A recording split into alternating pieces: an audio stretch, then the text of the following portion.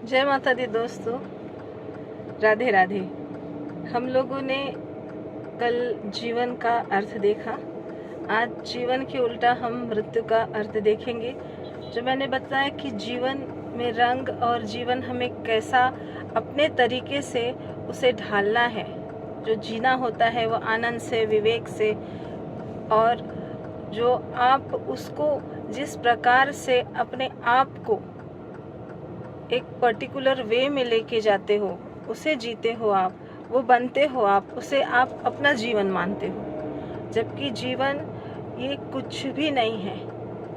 जीवन और मृत्यु ये दोनों ही कुछ भी नहीं, इसे नथिंग, ज़ीरो कहा जाएगा, क्योंकि हर चीज़ का चलन है, चक्र है, आना और जाना।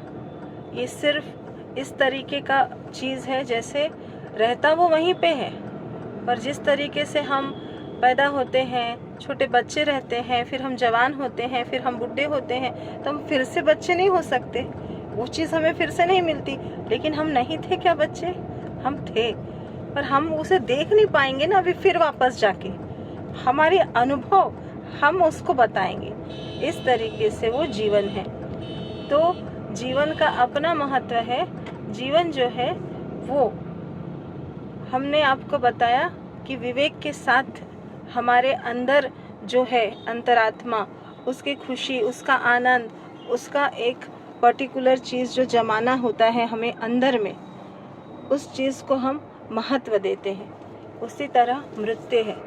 जो सन्यासी होता है वो मृत्यु को जब समझ जाता है, जब वो समाधि में लीन हो जाता है, तो उसे पता चलता है कि क्या चीज़ है मृत्यु। तो वो उससे भय नहीं खाता। एक टाइप का भ्रम है। मृत्यु ना कभी किसी की हुई है और ना कभी किसी की होगी। मृत्यु एक ऐसा तथ्य है, सिर्फ परिवर्तन।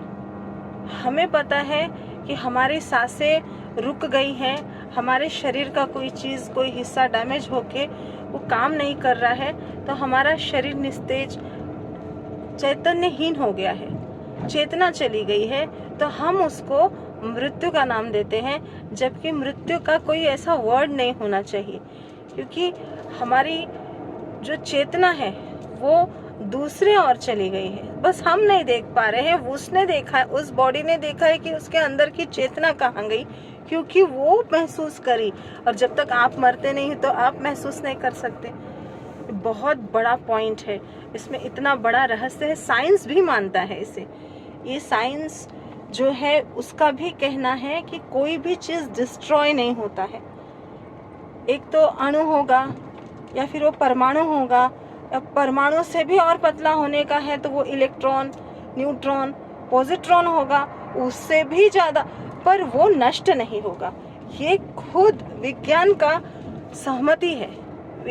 यानी साइंस एग्री करता है इसको कि कोई भी चीज़ ये डिस्ट्रॉय नहीं होती, वो चेंज होती है, उसका स्वरूप बदलता है। उसी तरीके से इंसान के अंदर जो चैतन्य है, आध्यात्मिकता भी कहती है कि जो चैतन्य है वो हमेशा रहता है। और ये चैतन्य को जो देखता है, चैतन्य जो है वो अपने सारे जन्मों को याद रखता है। वो किस किस जन्म से कैसे कैसे आया है ये वो याद रखता है। तो ये कोई बिरला ही पाता है। जैसे भगवान बुद्ध थे, आपको पता है भगवान बुद्ध ने सारे चीज़ों का त्याग करके वो मृत्यु के खोज में निकले थे। जब उन्होंने एक शव को अपने आंखों के सामने जाता हुआ देखा था, उसी समय उन्होंने निर्णय ले लिया था कि मैं अब इसकी खोज करूंगा। और जब वो समाधि में लीन हो गए, ब्रह्म तत्व को उन्होंने पाया, तब उनकी जागृति हुई और उन्होंने अपने अनंत जन्मों की यात्रा, इसलिए वो कहते थे कि मैं ये था, मेरे साथ ये हुआ, ऐसे जन्मों के साथ मेरे ऐसे ऐसे कर्म हुए, ये बुद्ध बताते थे। उनकी आप देखिए, उस चीज़ को पढ़िए, आप बुद्ध संहिता पढ़िए, उन्हें आप समझिए, और फिर आप उस चीज़ को बिलीव करोगे कि किस तरीके से बुद्ध ने अपना आत्मबोध किया है। तो ये समाधि की स्थिति जब आती है तब वो समाधि में वो मुक्त हो जाते हैं, तो उन्हें मृत्यु का डर नहीं लगता है।